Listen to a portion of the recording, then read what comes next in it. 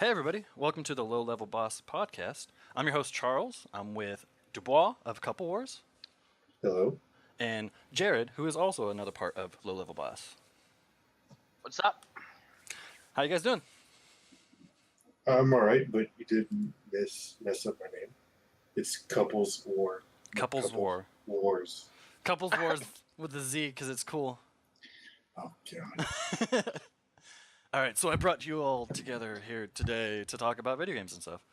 One of the first things I wanted to talk about was why gaming and movies and just media in general is actually really, really great nowadays, but everybody overanalyzes every single thing. Like when me and Jared, we saw Star Wars and we love it. Like, would you say that, Jared, or are you kind of like Well, mixed about I liked it. Yeah. Are you a big Star Wars fan, or? I like it. Okay, fair enough. Well, I loved it. I thought it wasn't great. I thought it was playing it safe, and it was trying to copy the episode 4 a lot, and so that's a legitimate criticism. But everybody's like, "Oh, this sucks. Oh, this is too similar." Well, they made it really different in the prequels, and look where that got you. But I sat there and I looked at people's profiles that sat there and said, "Oh man, this movie sucks." I went through their timeline, and they kept hyping it up. Like days before, they're like 2 days until. Oh, here's a little video update. Like, oh man, I'm so excited. Oh, I got the tickets. Oh, I'm waiting in line. And I feel like people get themselves so hyped up for something. When they look at the trailer, they sit there and they pick it apart every single little detail. And they create something in their own head that is not realistic. And so when they go to see the movie, it's not their expectations. And it's just going to fail. No matter how good it is, it's just going to fail. Because it's not what they created. They were also probably trying to get a whole trilogy in one movie. Yeah. That's the whole thing where it's like the trilogy is what made it what it is, not just one movie. Yeah. Right? Well, no, I would actually disagree. The one movie did make it great because when he made I'm sorry, A New Hope, yeah, the fourth episode, he didn't expect to make any more, so he made a complete story where the bad guy, Darth Vader, gets thrown off to space, so it's like assumed that he could die. The Death Star is blown up, and the Empire is just gone at that point. That's what they implied, and so it was this self-contained story, and so you can kind of just watch it by itself and not need anything else. Then they added on to it, and I get that. that's usually what happens in a trilogy. Is like the first one is a complete story, and you get a lot out of that, and people love that. You go to see the second movie, it has a bit of a cliffhanger because they're setting up for the third movie because they've already got the funding for the third movie because they already know they're going to do that. That's what they did with this one. They kind of did have some resolution with Starkiller Base spoilers being destroyed, but there's still I'm not going to say what's on the end of that. There's still some leftovers that are going to continue on throughout the trilogy. So it might be way better if we saw all three at once, but it kind of sucks that the one movie is not like a complete thing. So I can agree with that. But I get it, but then also, I mean, if you look at, let's see, what other good trilogies, like, not sad to say, but the Hunger Games, those are good altogether. Yeah. So it's like they get better and better as you watch them. It's not just anymore of this one was amazing. Mm-hmm. I'm totally fine with like a long kind of like story arc. I mean, that's what you have to do with shows. You have to sit there and wait through. I don't know, like some shows are 24 hours long for a season. If it has 24 hours or 24 episodes an hour pop, or even that 12 hours, like half of that. You have to wait this long, like overarching story. Like you can have like little arcs within it, but you have to wait all that time. So I'm fine with waiting. It's just I don't know. I think people were just hyped it up too much. They did it with video games too. I can't remember the last one they did it with. Well, for Brandon, it was. Well, I don't know if they did it for him, but he kind of overhyped for himself BioShock Infinite. Oh yeah. Titanfall. Oh god, yeah. They overhyped that all to hell, and like it was really cool. You get in this Titan, and it's like this really cool dynamic, but then a Titan's not too powerful, so you can kind of destroy it, which I think they could have took that in a different direction. But the problem with that game, it was just like, oh, this is the same shooter. The cool thing is they added was the Titans, but there's like no progression. Like I unlocked what I wanted to unlock, within the first couple weeks I was playing, and I was just like, there's nothing else I want to do in this game. It's all just the same. Yeah. Well, then games now, minus some computer games, are you pay $60, Yeah. and then maybe a month or two later, you pay $20 for DLC. Yeah. So DLC you don't get the full game anymore. That was probably already made before the game come out, so it's just like there's this idea that when someone's making a game, if they make the DLC at the same time, you're paying $60. You should get that whole content because they're just basically piecing apart their thing. Now you can go either way on that. It's like if you get the base game and it's worth $60, it's like, okay, I got the full $60. I don't mind paying a little bit more for another campaign or a good storyline or something like that. That's cool. But when they start piecing games apart like that, they kind of suck. So I will say that sucks. But I normally don't get DLC anyways. I get the base game, I play it, and then by the time DLC comes out, I don't want to play the game again because I don't want to have to, re-roll a character or learn how the mechanics work again. Yeah. The way I like DLC is like Rocket League, where it's just cosmetic. Yeah, that's usually a good way to do it. Where it's just like, hey, Oh, go ahead. Sorry. Go ahead, Jared.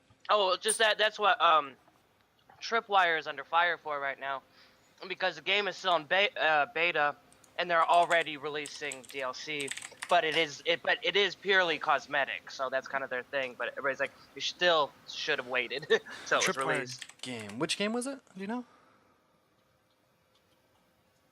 Tripwire Interactive. Oh, for Killing Floor. I don't know if you said that. Oh, sorry, I wasn't. Sorry, I did, but I forgot to turn my mic back on. So what are they releasing? Just like a bunch of like cosmetic stuff? Oh no, just different characters and stuff like that. Like different guns, but the gun itself doesn't make the game easier to play or anything. It's mostly just a cosmetic thing. Yeah, but it's still in beta or something like that. Yeah. And they're releasing DLC for beta. Yeah, exactly. It's in early access, and they've released. Early access. So they're under a lot of fire right now. So for that. God. Well, that's really bad. It's like you guys haven't released your game technically. I will say I do think gaming's way better, but one thing that is putting like a tarnishing kind of like factor on it is the fact that everybody has access or makes an early access game, but they don't know how to do it. The first one that I noticed that really set the trend was Minecraft. But they did it right. They gave you like a pretty complete game. Like it was already fun when I played it. I had the first day of beta after the alpha release. It was a fun game. There was a lot of content. I got my $15 worth within like the week I played it. But then they kept adding more and more content, so it made sense. Nobody does that anymore. Well, that Tripwire, that's actually that was their thing. They're like, oh, we're gonna show everybody how to do early access. And everybody's excited about it. And then they do that, and everybody's like, oh, you're supposed to be the one that shows us all how, huh? Yeah, and one of the worst offenders was DayZ, or DayZ, however you pronounce it. With the standalone. Yeah, because when I played the mod, I was like, oh, this is amazing. And then they're like, oh, hey, we're going to release a standalone. It's going to be a lot of glitchy, or it's going to be very glitchy, and there's not going to be a lot of content, so you're buying what you're paying for what you're getting. And I was like, okay, I'll buy the standalone because I'll help kind of support the mod that they made. And I bought it, and I was like, oh yeah, that's really glitchy. There's not a lot to do yet, but I can understand. Let's wait 6 months for them to release something. I waited, I don't know, 3 to 6 months.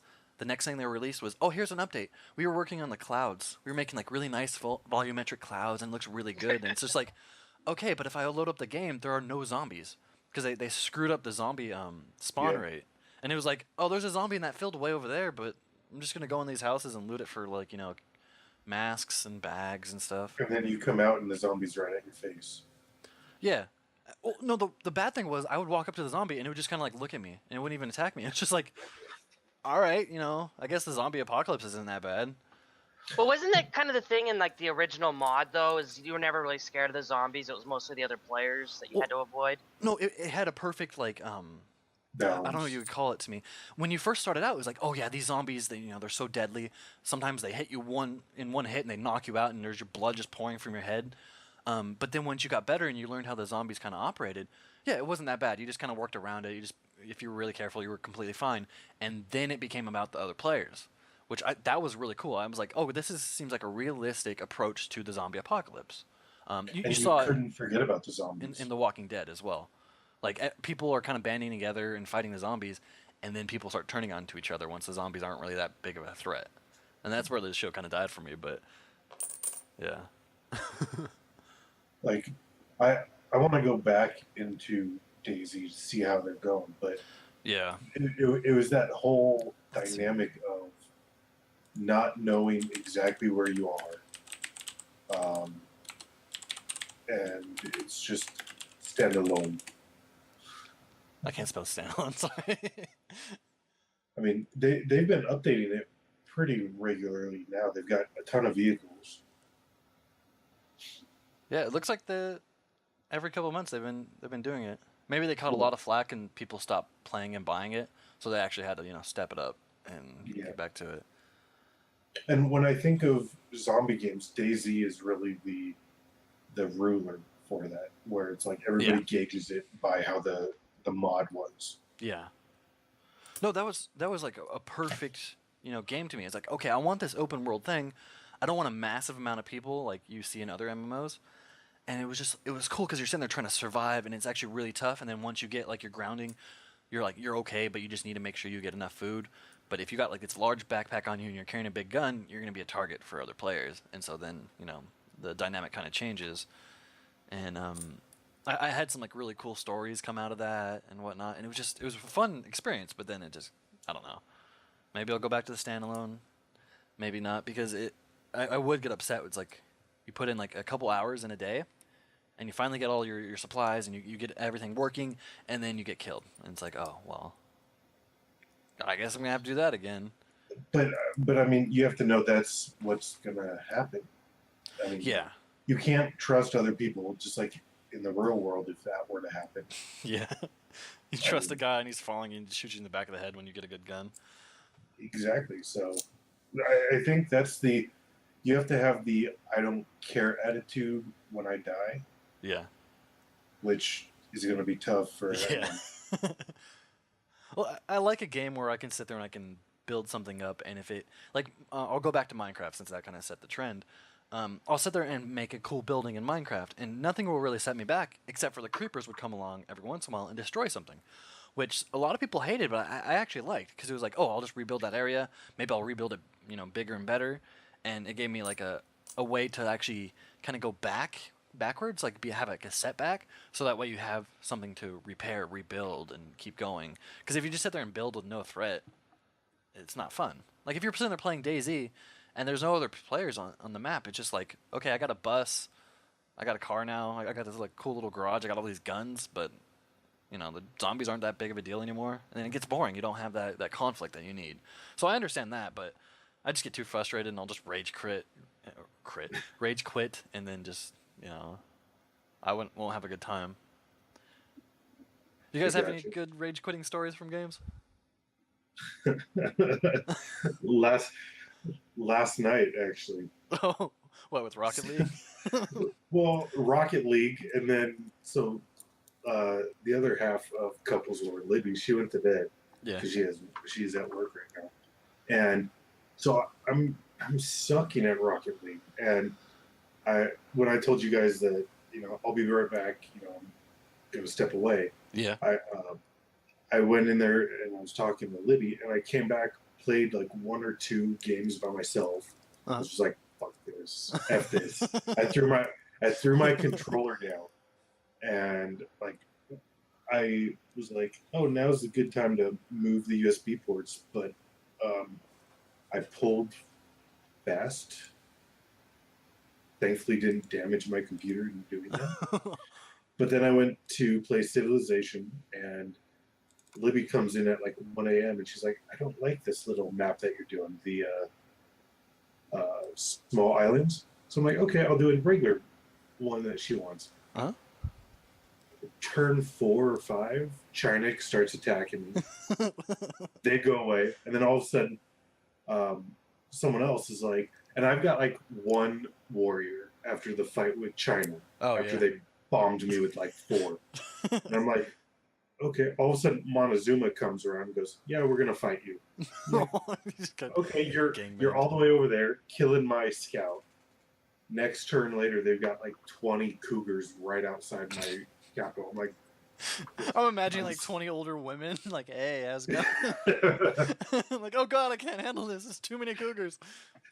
I slam all my shit, and my dog thinks I'm mad at him. And I go to bed and I can't sleep for an hour. I'm like, how the hell can I do this? Like, why? Yeah. So I remember for like a rage quit. Why do I keep saying that? Rage quit story. I was playing RuneScape, back in the day, and I don't know if people know nowadays, but RuneScape, at least back then, when you died, you lost all your stuff except for the 3 most valuable things. Yeah, I remember that. Well, I was sitting there. I'm in like a full armor, and I'm sitting there fighting some like dark wizards, like out front of like a city. And then all of a sudden, I think a dragon just like kind of popped up, or a creature, and it like I just got annihilated by these things. And like the wizards were just sitting there throwing spells at me, and I died. And so I ran back there, and I saw some other players standing there. I'm like, hey, did you guys like find my stuff? Can I get it back? I'll buy it off you. And no one said a goddamn thing. And I was like, all right, fuck this. And I just got all like sad and emo, and I just laid on my bed for a little while. I don't even think I lost that much stuff, but I was still upset. yeah, I know. I rage quit Daisy a couple times where it's like I can't find my teammate, and I get shot in the ass by somebody else. It's like, damn it. So yeah. All my rage quits, like pretty much all the ones I could think from the top of my head, probably at least 3 or 4, all involve Minecraft, a diamond suit, and lava. Yeah. See, that's why I never put diamonds into my suits, because I knew I would fall and slowly do damage to them over time, or fall into lava. So I just never did that. I couldn't imagine losing a full suit of diamond armor, dude. Well, now I've kind of learned my lesson. I still make them, but it's for like very specific things where I know I'm not going to lose them, and yeah. Like if I go to fight the dragon or whatever, stuff like that. There's a dragon? Yeah. The Ender Dragon. Where is it? It's in the end. The end, yeah. Yeah. I thought the end game was TNT. Well, that's the cool thing days. about Minecraft is your end game is how you choose it to be. Remember we would just get bored, and then we would just go on a server and just load up an island with like a big block of TNT, and you would light it, and we would just see the frames just drop. And then the server crash. Yeah. Wait, was that an AT blocker? That was my first introduction to Minecraft. Oh, yeah. It was like all the YouTube videos of people blowing shit up with TNT. Yeah, I think that's how it got big, and that's where like Let's Plays really kind of started to hit it big, was putting Minecraft videos on YouTube. Charles was, anytime I popped up with TNT, I was like, hey, can I get this? No. You would look at me, and you would cycle through all your stuff in your hand, and all of a sudden you would have a block of TNT. I'm like, do not. Get the hell away from me right now. And that was back when TNT like was just lit by punching it, because nowadays you had to apply power to it. So if you lay down TNT, we were sitting there, I think, building that big block on an island, and we're just sitting there placing it down, and I just hear Dubois or Michael go fuck, and like I'm like, oh god, no, and we just run away, and then just the frames would start chugging and chugging and chugging. That's what I learned is, if you need me to do a specific job in a game, don't give me the one that will kill everybody. Yeah. Unless that's your job, is to kill everybody. What? Payday. Yeah. My keyboard kept messing up. Oh god.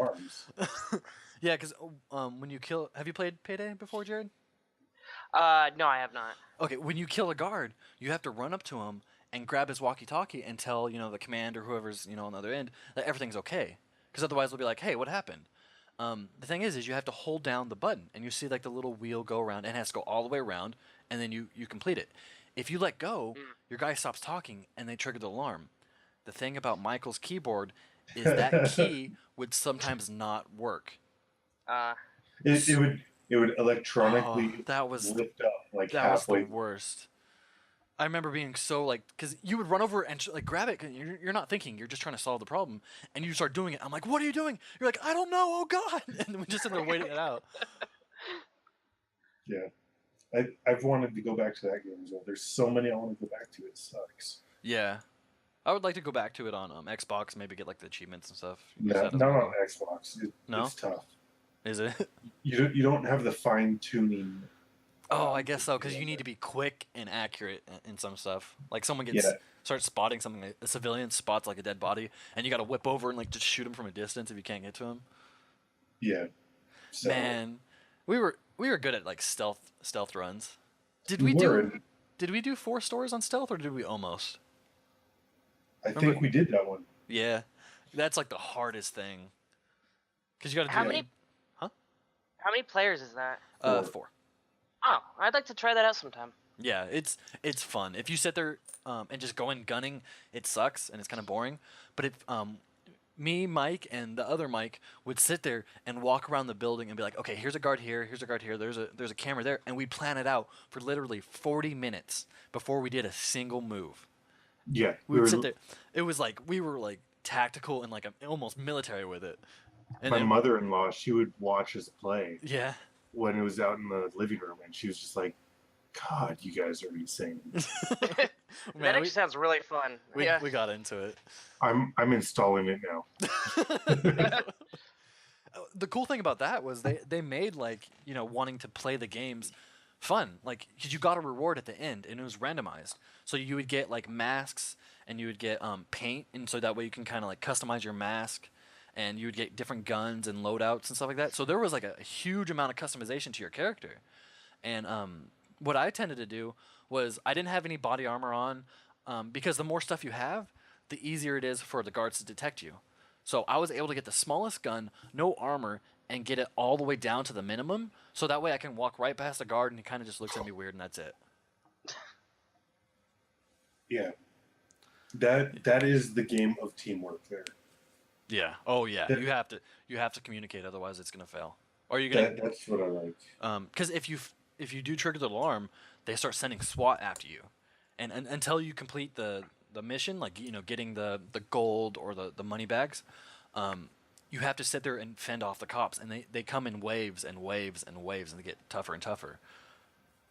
But if you can do it stealth, you don't have to face any of that. But it's really hard keeping everybody down, make sure no other civilians are walking down the street and see. And because you only have so many zip ties to tie people up. And if you kill somebody, you have only so many body bags to put them in to transport their body somewhere. So it's a lot of fun. Yep.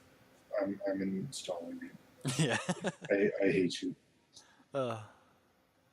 So how long are we going to do the podcast today, guys? You want to do 30 minutes or an hour? Or just keep going until we get bored? Yeah. Okay. I'm bored. So, well, you're always bored, dude. Jared, how are you never bored? That's my secret. That's my secret. Sorry, I kind of stole that joke from you. Yeah, you did. Totally did. I think someone did a comment. This is you, like, it's totally perfect for you. It's somebody's just sitting in front of their computer screen and it's dark, and their friend comes up and is like, "Dude, aren't you tired?" And he's like, "That's my secret. I'm always tired." And he looks at the next panel, he's looking at him, his eyes are just bloodshot. Yeah. Oh, so this game that I wanted to get, it just came out in early access on the 19th, I believe, or the 20th. So just a couple days ago. It actually looks really promising. Like, it looks like a step up from Minecraft almost. It's called Scrap Mechanic. I don't know if you guys have seen it. I got the little video. Well, I've been kind of watching you play that video for the last little while now. So. Yeah, and there's an AT-AT walker in it from Star Wars. Yeah, that's the thing. Is me and Dubois, or Mike, I gotta stop saying Dubois.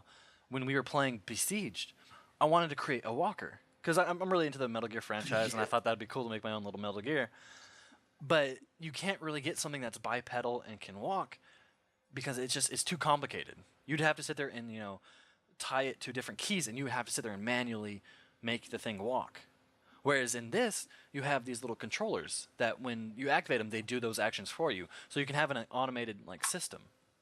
And if you see right here, this thing was a mouth, and it just opens up with a tongue, and he just goes up into it. So when are you gonna buy it for me? I'm not gonna buy it for you. See, right here is the walker.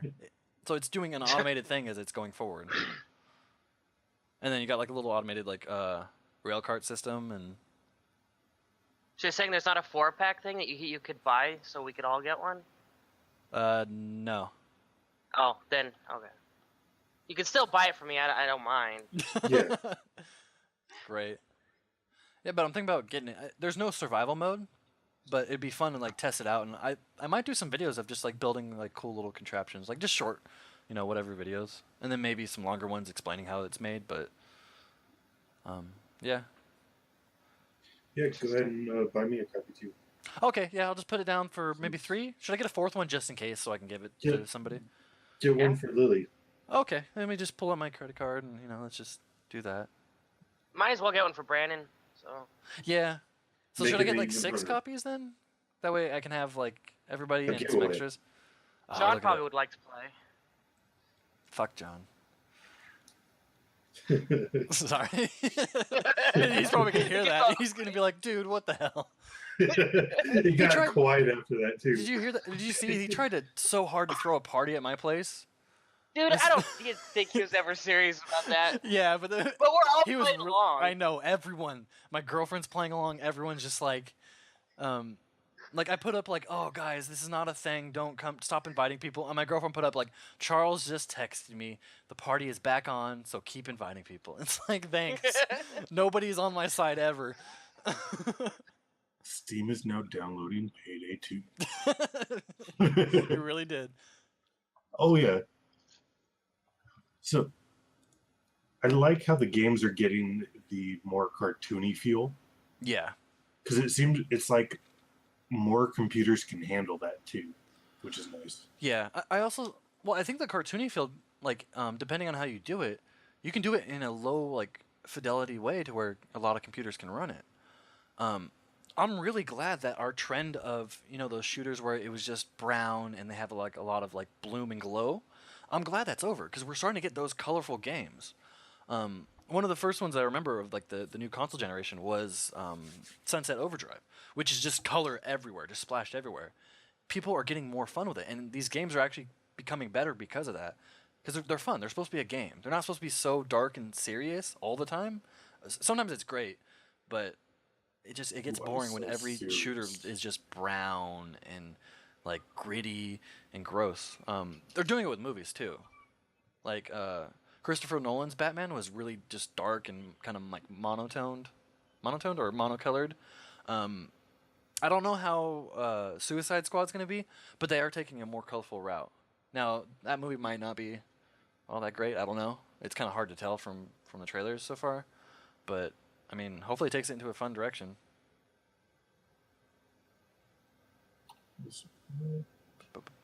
Is there any games you guys are looking forward to? Or movies or anything like that? Sure there is, but can't think of the top of my head. Oh, well, The Revenant. I really want to see The Revenant. Yeah. Hopefully, hopefully he wins an award. Or did that come out last year? Oh, no, that's this year. Okay. He's nominated. Kind of sucks they put it in the beginning of the year, though. Because movies do better at awards when they're later in the year, because people remember them, like, more often. Yeah. Because, Right. they hold the event at the end of the year, and then people are like, oh, that movie's fresh in my mind. I love that movie. And they kind of forget about the stuff in January. But I feel like Leonardo DiCaprio is getting so much, like, memes and, like, news about him not winning any Oscars or anything like that, that he might be kept, in the global mindset. Let's see, coming soon, any games? Yeah, we're kind of in a drought for games right now, I think. I want Homefront just to see how they do it. And Yeah. I liked that's the one story that I actually played through 100% Really? of a game. Yeah, I know you've never been like a big story kind of guy. You've just been No. more about the gameplay. Well, I mean, I guess I did play through Portal. If Yeah. that counts. That's Yeah. only single player. But yeah, the Homefront where it's like, it's your hometown and you had to escape and defend. That's what I liked. I'm looking forward to Mighty Number 9. It's the creator of Mega Man. He kind of broke off and made his own game. He can't name it Mega Man, but it's totally like the same premise. After the virus hit. Turn that off. That looks like The Division. I wonder how that's gonna do. I don't know. Like, is it you're fighting other people. I don't get Sort of. I think they're kind of like mixing like a single player and multiplayer. Like you have to go into a certain area to play the multiplayer part. I don't know. Oh, is this that one? I'm trying to remember because there's that one that I know of. No, the one I don't think it's this one. The one I'm thinking of that I'm excited about. It's multiplayer and you play the whole game. You can play it multiplayer or single player, but there's one single spot where it's they have a PvP zone. Yeah. I think can't this remember is what gonna that be is. the same as whatever you're talking about right now. It's gonna be called like the Dark Zone or something like that. Maybe this is that. What's it called? The Division? The Division, yeah. Tom Clancy's The Division. It's kind of weird that they're still gonna put his name on. I know he's a brand now, basically, but he passed away Right. last year, so I think Yeah. it was last But year. isn't No, it I think a it was. book, I think it was though? before that. Yeah. Is The Division a book? Let's I Google don't it know, because I maybe. know all of his like Tom Clancy Rainbow Six. That was an actual book. Yeah.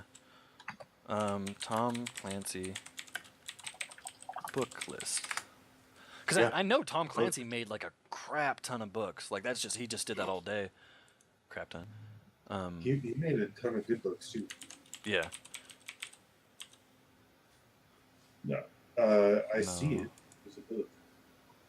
Barnes and Noble, 1732. Tom Clancy, The Division Division book. book. Oh yeah, it's even got the same. I think they went back and redid the logo. Yeah. Huh. So Oh, I guess. this. Oh, what? No, go ahead, Jared. I was gonna say I'm pretty sure this is it. The game that I was thinking about. So when you're playing with your friends, you're just going through the campaign.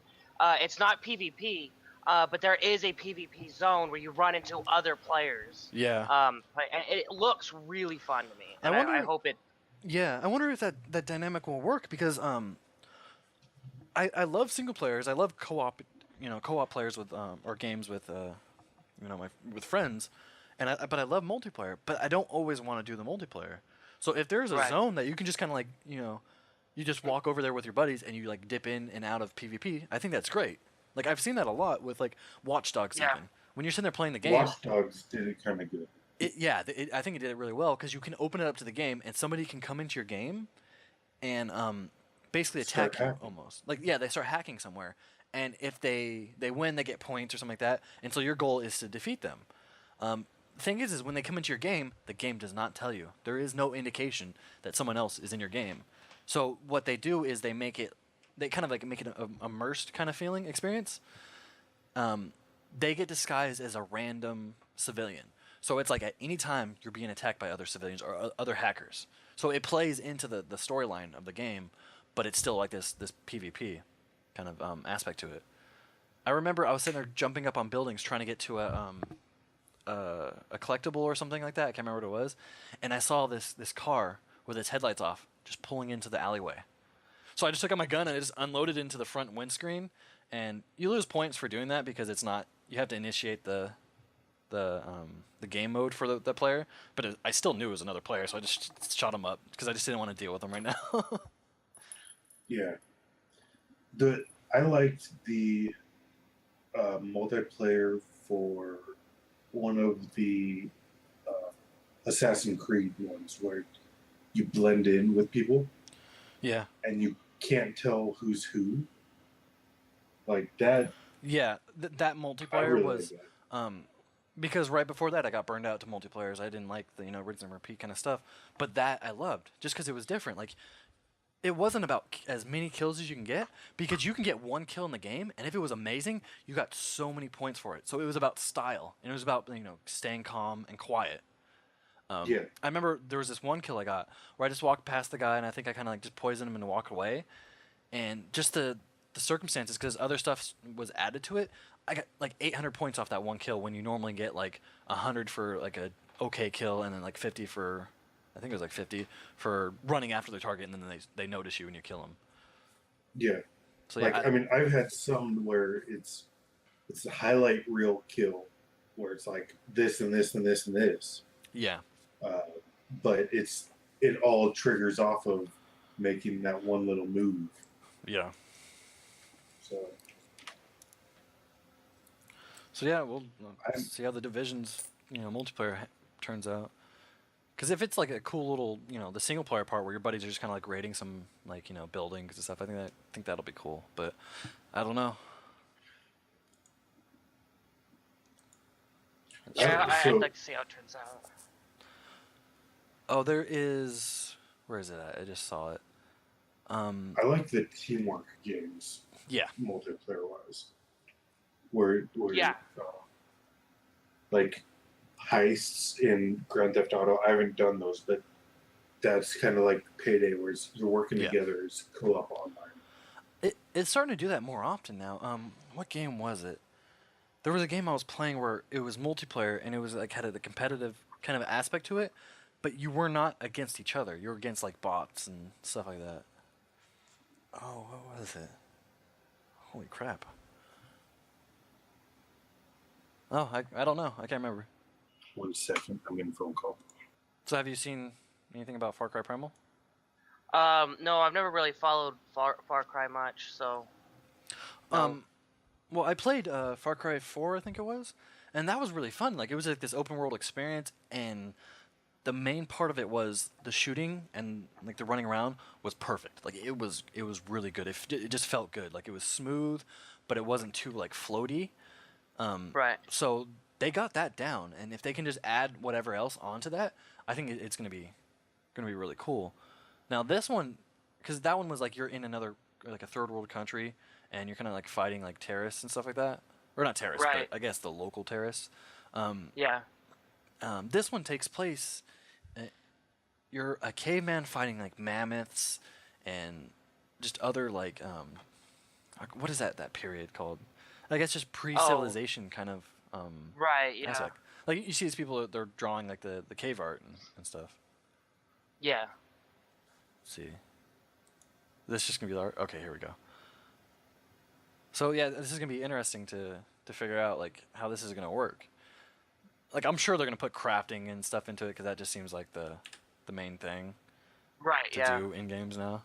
You're just fighting mammoths and doing prehistory shit. I don't know. So Right. I'll see how that turns out. I think there's supposed to be an aspect to it that's kind of off. Like you come across a dinosaur or you come across maybe some sort of like super technology or something. I don't know. Maybe I heard that wrong. Maybe I'm mixing that up with that game Ark. It's the survival game where you're a caveman, yeah. you're with dinosaurs, but then all of a sudden, like this thing will come down from the sky in a beam of light, and it's like this super alien technology. And then how your menu system works is you have like a little gem in your wrist that like has a hologram display, and so it's like it gives like this cool or primal kind of feel with like a super technology, so you can kind of like just do whatever you want. Like you can have whatever kind of weapons.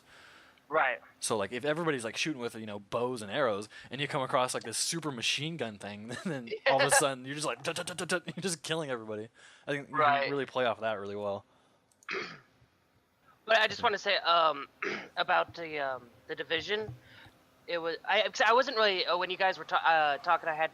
I was concentrating on something, so I'm not sure if you guys brought it up or not. Probably not. But let me see where'd I put it. But in the division, in the what do you call it? I could hear myself for some reason. In the dark zone, the multiplayer zone. Yeah. What it is because it's the area where you can get the best items in the game, and you kind of have to go searching for them. Oh, okay. Yeah. Yeah, and once you have the item, like this really great item, everybody will know. Everybody will know that you have the item. So now, so usually if nobody has anything, it's kind of very friendly. Nobody's really fighting. At least, who knows? Look at DayZ, what happened with that. Yeah. But and then once everybody finds out you have an item, All they can bets are decide off. they can try to take it from you.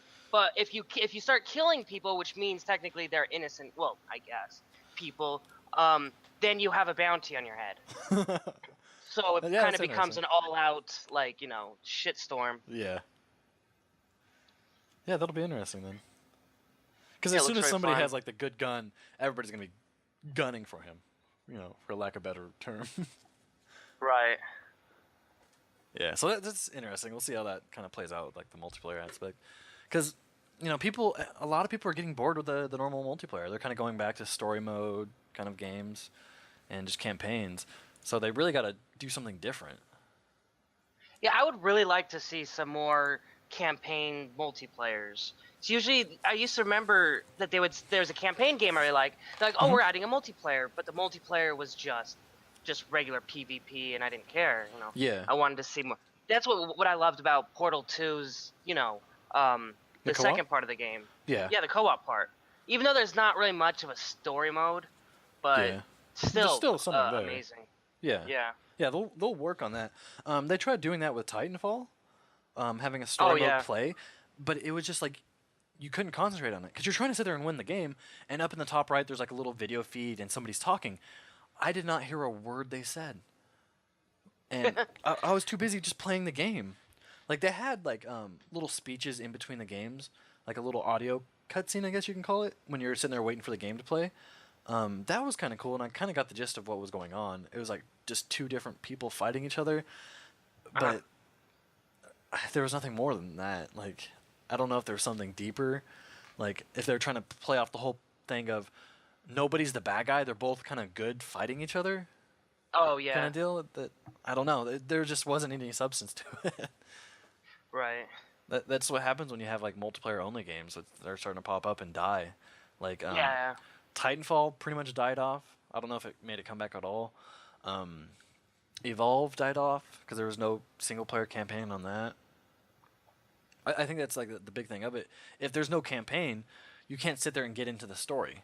Like the first Halo, I guess actually the first Halo didn't even have multiplayer at first, but it had like a cool story and people got really invested in these characters and they're like, hey, can we just shoot our friends around in like a little arena game? So you have to add that onto it. It can't really take the place of that. If somebody does it amazing, that's gonna be like a perfect game. But I don't know. Well, Brandon, past that. I never really played Halo until literally just a few months ago. Brandon pulled. I don't remember why. Just Brandon pulled out. What's the one that you don't play Master Chief? Are you talking about? I mean, in 2 you play as Master Chief and the Arbiter. Like No, there's one of them that the Master Chief is nowhere in the game. He's not involved. ODST. You play as like that Marine unit that or one. whatever. That one, they have a multiplayer campaign, and Brad and I went through and beat the whole thing. But you're technically both the same character, Yeah. They don't have a story for both of them. You're just both playing the same character next to each other, That's what they did. Oh, go ahead, DeBois. I thought ODST was the top-down, like, real-time strategy. No, that was No. Halo Wars. Oh. Yeah, I don't think anybody really played Halo Wars. It was like a really big. That's actually how Halo was originally gonna be. Was a top-down RTS, and then I guess they just tested out like a first-person shooter. Like, oh, okay, we'll go with this. But that whole aspect of everybody's the main character, they did that in Assassin's Creed Unity, where you're playing along and your friends can join the game, and they join as like they look like just anonymous like assassins that are helping you out. But everybody's the main character, and from their perspective, everybody else is just anonymous. And that's how they got in trouble with, like, well, why can't I play a female character? And then somebody's like, well, it's too expensive. And they misspoke, because it's not that expensive to, change the animations and the character jobs design. Are expensive, then. God damn it. Because they have this repertoire of past Assassin's Creed games where they kind of pull like the animations and assets. So if they really wanted to just like tack it on, they could, which would kind of suck. But I think what people missed was the reason why it was too expensive was because in the game you're the main character, which they made Arno. I don't know why they could have just made it a female. It doesn't matter. I guess maybe it dips in sales. I don't know, but they could have just made it female. But the reason why they didn't make you have a choice was because now you had to play as two different characters, and both those characters would have a storyline of their own if they wanted to make it like that. If they want to make it consistent in canon, that's where they kind of got in trouble with that. Because since you're not playing as like, let's say I'm playing as the main character, and somebody wants to join in, they can be like, oh, I don't want to play as the main character. Oh, I want to be an anonymous assassin. It's like, okay, well then you can pick your gender and just how you look. But if everybody is the main character and these single players are merging together, it's kind of hard to have that winding path. Right. Or I'm sorry, not winding path. Like, branching off, because as soon as you pick your gender, the whole game kind of has to change to that for the people to either it's a separate character and they're both like make sense in the storyline, or for some reason like the character doesn't have a gender, which it'd be kind of hard to go back and refer to that character in future games because you don't know what that player chose as the gender, unless you have a Mass Effect style kind of thing where they, in the beginning say which one they picked, like the options they picked. But Assassin's Creed, though, well, I guess it's actually your living memories. Yeah. I don't know if Unity was like that because they got away from that, which is why I got away from Assassin's Creed. They didn't really have that storyline outside the Animus, you reliving those memories. They started to get away from that where it was just about being in the Animus, reliving, the past life. That was it. There was no bigger story past that. I think there were some elements, but they took that out because a lot of people, I guess, didn't like that. I loved that. I loved having, like almost a real world application to this game I'm playing. Because your character's playing a game, essentially. And they were trying to get like a meta kind of feeling to that. But I think that kind of went over everybody's heads and nobody liked it. And I mean, the main character was really flat. He didn't have a whole lot of personality to him. So I'll give him that. But anything else you guys want to talk about? Pokemon Go? Oh my god, I can't wait for that. Or is that hyping it up too much? People, I think, are hyping up a little bit, but Nintendo's being very quiet about it, which is a good thing. So it keeps that hype kind of like under control.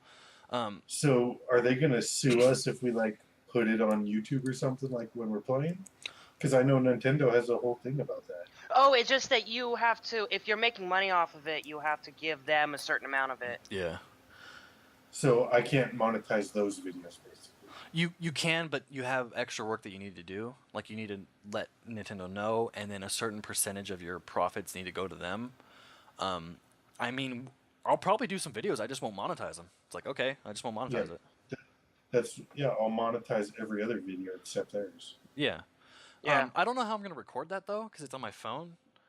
And you have to be outside. Because when you're indoors, you can, broadcast to an Amazon TV, or if you have an Apple, the Apple TV kind of thing. Yep. But if I'm outdoors, I don't know how to record that. Well, there's ways you could probably do it, like set up a VPN and then broadcast it to your computer while you're out on the go. I guess so. I do have unlimited data, so I probably could. But yeah, there's ways. Maybe there's an app too that just records locally, like a video file. You can check that out. I don't know how to record like my voice, but on the whole overhyping aspect, it might just be a very simple kind of fun, casual kind of thing. It might not be like as amazing as people are going to claim it to be. I mean, they showed. There was one thing where I saw. I'm not going to wear it on as a watch or something, but I'll have it on a keychain if they allow me to. There's a little fob or something where you can have it to check to see what's going on when you're not actively looking at your phone. Well, you don't have to have that. It's actually optional. The app is going to be free, and then they're going to have like microtransactions. Just hopefully, it's just cosmetic kind of stuff. But if you want to get that little fob, what it does is like if there's a Pokemon nearby, the little button lights up, and so it gives you an indication if you have your phone in your pocket. So I might get that if it's not too expensive, and I'll play it. And from what I can tell of the announcement trailer, they showed like a lot of what it's going to be, like what the gameplay is going to be. So I'll see how it is. I mean, I don't think they're going to make it amazing because they don't want to cannibalize their own product. Because if they make it better than the DS games, that's going to really hurt Nintendo. Because a lot of people buy DSs just for Pokemon games. Like that's a main purchase, I think.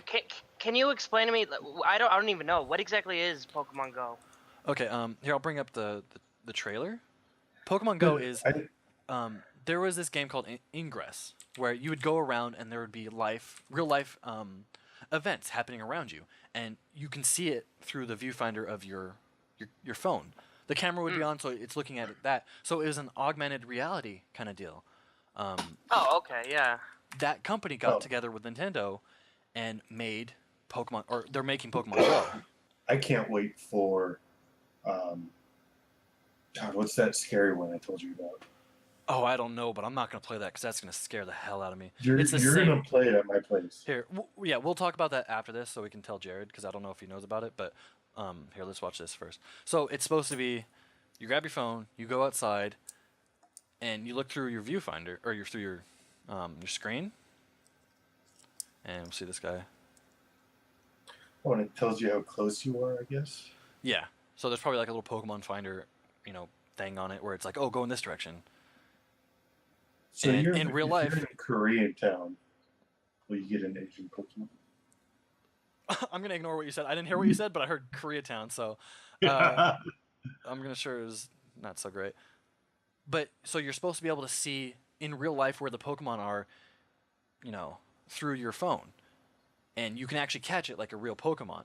And I was like, okay, this seems kind of like, very lightweight. There's not a whole lot to it.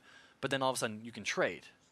As you can see, the Pokemon have levels, so there is, an aspect to that. It's like, okay, can you fight these Pokemon? Yes, you can fight these Pokemon. Like she's, using her Pokemon to attack that guy Snorlax. And that guy's just sitting there like, what? Yeah, Now, that's I pretty cool. Yeah. I'm gonna turn my phone off anytime Charles comes over. So it's supposed to be you get together, you can see your Pokemon through this. Now, I can't see the screen, so I don't know how it actually looks like. I don't know if you're seeing it in real life, which I think you are, because that's how Ingress worked. And they'll probably adapt it to, like, if they ever have, like, a Google Glass kind of deal, they'll probably do that. Right, yeah. Or maybe a more lightweight version of HoloLens, because nobody's going to be walking out with this big block on their face. If there is a more lightweight version that looks pretty good. Oh, and there's events. So everybody's sitting here fighting Mewtwo. And they make it look all crazy. I don't know how it's actually going to look. Yeah, you're walking down the street and then a paper billboard turns into a thing saying "Defeat Mewtwo." This kind of it reminds me of like I knew that we were going to start going in this kind of direction because have you ever heard of the mobile? I don't know if it's necessarily a game, but it's an app called Zombie Run. Yes. And and what what is it? It plays your playlist, but it also has random people like talking and it's all about seeing how far you could run. And I was like, if you added like a Google Glass kind of element, you could add things in your where you're running to, like you could pick up items and stuff, Yeah, and totally see us going in that direction, The cool thing too is like it's like it tells you it's like, oh, there's an item right up ahead. Yeah. And it's like, oh, zombies are right behind you. You need to sprint for so long. Exactly. Oh, yeah. So it was like a health app. Yeah, that's basically what it is. Yeah, that's really what. Yeah, I used to. They tell stories. Yeah. Yeah. That's cool. Because if you're gonna go for a run every day, you might as well have like a little story about it. Yeah, the whole like the story is like you're in one of those compounds and your character he has to go outside the compound and find stuff to bring back to the compound. And every once in a while, like, oh yeah, there's a zombie behind you. You have to run even faster now. And for a certain amount, he's like, oh, you made it, or you didn't make it because you didn't run fast enough. Yeah. The cool thing would be if it was like if you told it, okay, I'm going to start here and I want to end here, and then it knows like where you are and says, okay, zombies are right in front of you. Turn left. Yeah, that would be That would be the cool thing. Yeah, until it tells you to walk into traffic. True. The thing is, I think for me, it didn't use any kind of GPS, or at least I had my GPS turned off. But I think you can turn it on so it tracks everything. Yeah. Yeah, and if you have your GPS on, that's how it knows if you're sprinting faster. And yeah. I don't think mine actually did that. I think it was because I had my GPS turned off. It'd be like, oh, there's somebody behind you. You didn't really have to run any faster. Just say, oh, you made it, because my GPS wasn't turned on. So I'm just imagining like you sitting on your couch just eating something, watching TV, and you're listening to that. It's like, you made it. You're just like sitting there eating food, like yay. or I'm playing Grand Theft Auto, and my character Grand Theft Auto is doing it. You're not even attacking people. You're just running down the street. Yeah. Man, health life though. So, what is it? Night Terrors. Pull that up. Oh, is that what it's called? Yeah, Night Terror. Night Terror app. Yeah. Okay, we're running short on time, so we'll end on this thing. But this one right here, trailer 1 or 2? Let's do the trailer 2. Yeah, it's shorter. This video Oh, wait. spatial, I thought.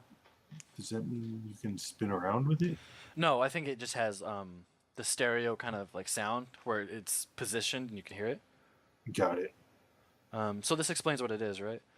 Yeah, so look, you're on your phone and you turn everything off, and your phone controls your camera light. So you're looking through your house. Here, let me turn up the sound a little bit, because it's scary. Like, so you hear that, and then it makes your video sit there and glitch out, and the actual light on your phone is on, and I can't handle this. I won't be able to play this game. Oh man, this looks awesome. Yeah, it controls everything. Like, pictures can fall off the wall. And the whole premise of this is you have to find a girl that's screaming somewhere in your house and save her. Oh. Yeah, I don't know if I can do it, but it sounds awesome. Yeah, Like, well, because my glitchy, and then the light comes on, turns off, Oh. and so you're just in your house dark. Oh God. Oh. This is too long. I wouldn't be able to handle it. I would have a heart attack in my house. And then it's on, and there's things just out. Man, nice. Pictures fall off. God. I'm guessing it probably wouldn't look that good. Oh, it comes out soon. Wow. Well, even then, like, Slenderman didn't look that good, but that still scared the hell out of me. Right. So yeah, this No, yeah, releases for anybody that's listening to the audio. This releases on the 31st of this month, actually. So it's actually in a couple weeks. Nice. 31st of January 2016. Yeah, I can't handle that app because what it does, it maps out your house, right, Dubois? Like you go through with your lights on, and what you do is there's I was following it on Kickstarter, and unfortunately I couldn't donate to it because it was over. But they were saying you go through your house and it maps everything with the camera and the software that they run, and then when you go and play, it will. When you've got headphones in, it will place a scream like on the other side of a wall, and it will muffle it like it's on the other side of the wall, and it will put pictures on the wall, have them fall out, and all that stuff. Oh yeah, you have to turn off. Did you say you have to turn off all your lights in your house? And so when you play, you turn off all the lights. Yeah. So yeah, the light on your phone is on, so you can sit there and see in real life. But then it also has like a viewfinder of a camcorder on your phone. So you're sitting there going through, and it's glitching, and there's noises, and you hear little noise or radio chatter. It takes your home, which is your safe area, and it makes it unsafe, and it makes you just hate life and really scared. I can't handle that. So Novum Analytics, if you're watching this, send Couples War like a beta invite, because I'm hyping that shit up with all my friends. Yeah. Like, well, no beta joke. might be over, dude. We've got how many days we got left till it's I don't out? know. I want something a week. We've got 8 days until it comes out. So send me some swag or something. Swag. Like, Swag. I'm gonna do what I can to broadcast. Give us free T-shirts. Give us free stuff. No, me, not you. Give us this free stuff. I just don't. I'm gonna be LowLevelBoss. broadcasting it on Twitch, man. All right, I think we'll end on that because we're already hitting about an hour. I'll probably have to cut some stuff out, so this will probably be about 45 minutes to 50 minutes. But thank you for watching or listening, however you got this. I'm going to try to get this on iTunes podcast, YouTube. Go to LowLevelBoss.com if you want to see more of our videos. We've got a couple Let's Plays up. We've kind of been like a little low on content recently, so we're going to try to ramp that up and get more stuff out there, starting with this podcast, episode 1. So I was your host, Charles. I'm from Low Level Boss. I'm with Michael, who is from Couples War. You can go on YouTube, search Couples War. Him and his girlfriend Lily play games together and try to have Lily? fun. Libby. See, okay, my girlfriend's named Lily. Your girlfriend's named Libby. I can't do it. I'm sorry. I'm done. You're gonna put me as a featured channel, right, on your YouTube? Oh yeah, I haven't done that. So yeah, I'll do that. If you go to LowLevelBoss.com, you'll see featured channels on there if you can't find them. But it's Couples War, and so it's this couple playing games with each other and just competing. And then we also have Jared, who is Jared. Or I mean, I might have my own YouTube. I actually have a YouTube, Dark Jack Wolf, but nothing's on it yet. Yeah. But I'm hoping to do something with it. Yeah. Well, then- Jared's done a lot of stuff for the Low Level Boss channel too, and we've got more projects planned in the future that he's been writing. So we're gonna try to get those done as quickly as we can. Those are a little bit more higher production value, so it'll take some while. But I just want to thank everybody for listening or watching. You guys have any closing statements for this episode? Twitter, Instagram links in the. No, I don't know. Just Yeah, you can Smoke find us on weed Twitter. every day. put all of our stuff up there. You know. Yeah. All right. So thanks guys. We'll see you later. Later. Deuce. Deuce.